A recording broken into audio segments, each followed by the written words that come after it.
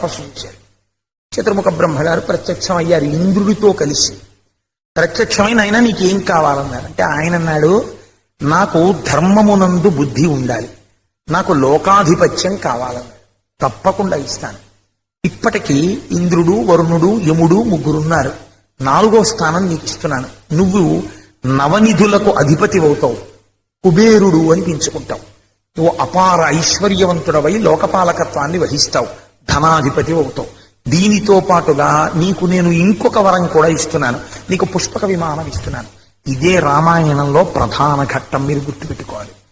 ఇప్పుడు పుష్పక విమానం ఎవరి? కుబేరుడు కదండి, లేదా వైశ్రవణుడు. వైశ్రవణుడన్నా కుబేరుడన్నా ఒకటే. కుబేరుడన్న పేరు వేరు కారణం వల్ల వచ్చిందనుకోండి. ఇప్పుడు నేను దాని గురించి మాట్లాడడం మళ్ళీ అది దేవీ తత్వంలోకి వెళ్ళాలి. అందుకని ఆ మహానుభావుడు వైశ్రవణుడు పుష్పక విమానాన్ని పొందాడు.